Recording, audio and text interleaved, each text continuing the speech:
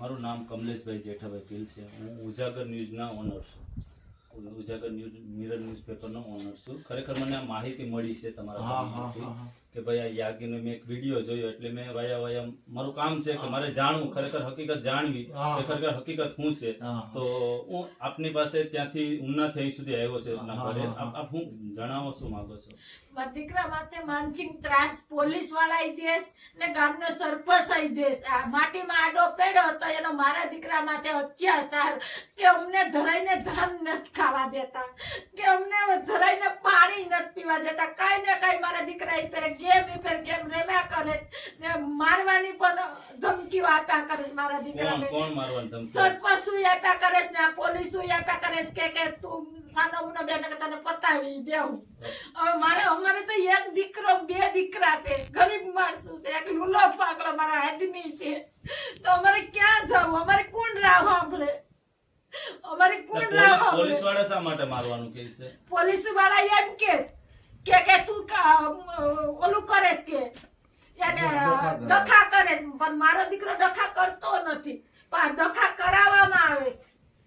મારો દીકરો ડખા કરતો ને પણ ડખા કરાવવામાં આવે, એકબીજાને ઊભા કરાવવામાં આવે. હવે આજે એક મારામારીનો બનાવ બન્યો હતો જેના કેસમાં અને અંદર ઈ કેસમાં હરીભાઈ હતો કે નતો? નહીં, મારો દીકરો ના પડખે ઊભો નતો કે ના નતો. પણ મારો દીકરો, તમારા દીકરાનું પૂરું નામ શું છે?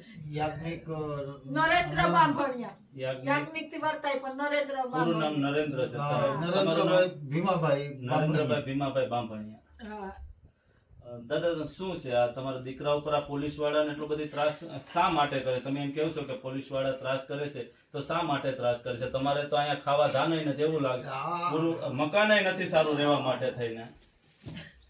ઈ તો સાહેબ આ તો ધંધાના એક હરીફમાં ધંધામાં આ બધું આવું થાય છે. બે ત્રણ કેસ નાખી દીધા ખોટા ખોટા મારા ભાઈ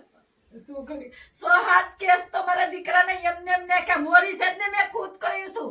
હું કહું મારા દીકરો આ રવિનંદન ને પકડાયા તો કે નહીં એનો મારી છે, મારા દીકરાનો નથી. મારા દીકરાને પેટમાં દુખે, મારો દીકરો ઘેર છે છતાં ઈમાય કેસ, પછી બીજા ઓલામાં કેસ. મારા દીકરાને ખોટો ફસાવામાં 4-5 કેસ કર્યા છે. મોરી કોણ?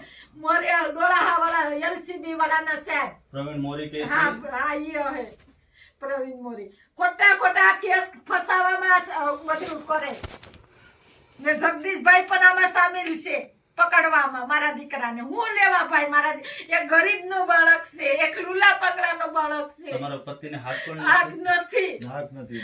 એક એની પર મારે આધાર છે, મારું ઘરનું ઘાટ જાડું મોટું વાપરવું ઈ મારું હાકે. અમે કાં જઈએ? અમને એક ધરતી મગન દઈ તો અમે ધરતીમાં અમાઈ જઈએ ને કે અમને ગોળીઓ વેચાઈ દો પોલીસ વાળાને કે તો અમે અમારું જીવડા તો હકલી લઈએ. અમારા બાળક પોલીસ વાળા તમારા પર ત્રાસ કરે છે, હાલો સામ માની લો ત્રાસ કરે છે, તો એના વિશે તમે કોઈને જાણ કરી? કોઈ મોટા લોકો કોઈને?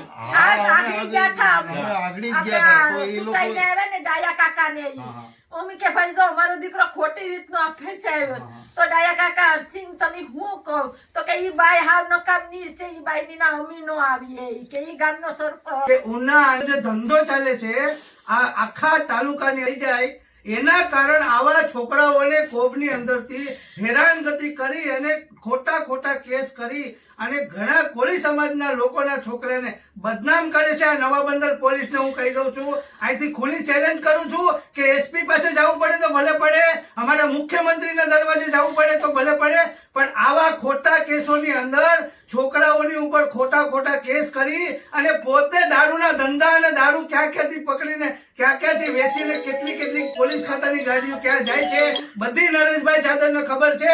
5 વર્ષથી નરેશભાઈ જાદવ પોલીસ ખાતાના વિડીયો બનાવીને મૂકેલા છે અને બધાને ક્યાંથી વેચીને કેટલી પોલીસ ખાતાની ગાડીઓ ક્યાં જાય છે બધી નરેશભાઈ જાદવને ખબર છે. 5 વર્ષથી નરેશભાઈ જાદવ પોલીસ ખાતાના વિડીયો બનાવીને મૂકેલા છે અને બધાના મીડિયામાં ચાલુ પણ છે. નમસ્કાર મિત્રો, હું કમલેશ ભીલ. આપ જોઈ રહ્યા છો આ એમના જે આપણે છોકરાનો વિડીયો જોઈએ છે, જેને દોરી વડે બાંધીને કોર્ટમાં હાજર કર્યો છે. ખરેખર એ સાચો છે કે ખોટો તે મને ખબર નથી, પરંતુ મેં જે જાણ્યું છે તેના વિશે ગામમાં, તેનાથી એમનું પરિવાર ખરેખર બુટલેગર હોય તો એમનું ઘર બહુ સારું હોવું જોઈએ. આપણે ઘરની હાલત જોવો તો પોતે રહેવા માટે પોતાના બાપનો એક હાથ નથી પોતાના, અને એની મા બે આંસુએ રોવે છે કે મારો દીકરો નિર્દોષ છે તો ખરેખર આમાં ઉચ્ચ કક્ષાએ નિર્દોષ છે, એના પુરાવા છે મારા દીકરાના કે નિર્દોષ છે. મારો દીકરો જો ધંધો દારૂ નો કરતો હોય તો મારે આ હાલત હોય મારી, મારા ઘર જવું, મારે ખાવા ધાન નથી. એ કાંકથી ધંધો કરીને આવે તો અમે ખાઈએ જ. મારા ધણીનો એક હાથ છે, મારે હું કરવું? અમને નકર મારી નાખો તો મને અમારે ઓલું થતું હોય તો અમે શું કરીએ? અમારે અમે ઉપર જઈએ તો હાથ બસ માજી રડોમાં માજી. હવે તમારા ઘરમાં પોલીસ આવે અહીંયા દારૂ ગોતવા, દારૂ હોય નહીં તોય અડધી રાતે એટલે કેટલા વાગે?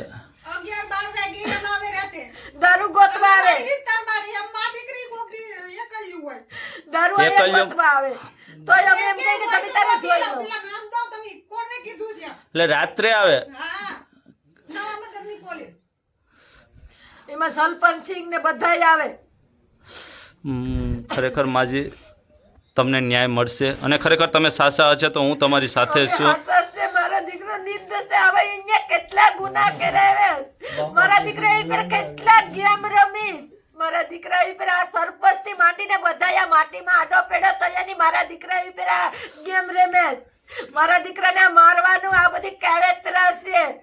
મારો એક જ દીકરો છે, મારે લુલા પાંગડાનો દીકરો શું માજી છે. રડોમાં તમે મારા દીકરા પર આવો માનસિક ત્રાસ નિર્દોષી પેર મારો નિર્દોષ દીકરો છે. એને 5 મિનિટ કહું તો એ સાંભળી લે, પછી તમે ઓલું કરાવો તો એ બોલે, બાકી કોઈને ગાળે દે એવો નથી. એવો મારો દીકરો છે કે અમારા ઘરમાં અમે આ 2 દીથી ધરાઈને ધાન નથી ખાધું, અમે અન્ન પાણી નથી લીધું કે આ નિર્દોષને આ તમે ફસાવો. હું મારા દીકરાનો તમે તારે ફોન ચેક કરાવો, એના પુરાવા છે બધું કે આ કિન્ને ખોટું કર્યું કિન્ને નહીં. કાળુભાઈ નહીં કહું કે કાળુભાઈ તમે છે તો તમે આ પુરાવામાં તમે રહો કે મારા દીકરો નિર્દોષ છે. મારા દીકરાએ કોઈ ખરાબ કામ કર્યા ને કે કોઈ ચોરી સિનાળવી કરી નથી. મારો દીકરો એક નિર્દોષ છે, નિર્દોષ. હું મારી સાથી ટપકારીને કહું કે મારો દીકરો નિર્દોષ છે. મારા દીકરા એ માનસિક ત્રાસ દઉં માં હું 2 હાથ જોડીને વિનંતી કરું કે મારા દીકરા એ પર તમે ત્રાસ કરો માં, માનસિક ત્રાસ કરો માં. અમારો આત્મા ઉઠી ગયો છે, અમારો આત્મા બોલે છે.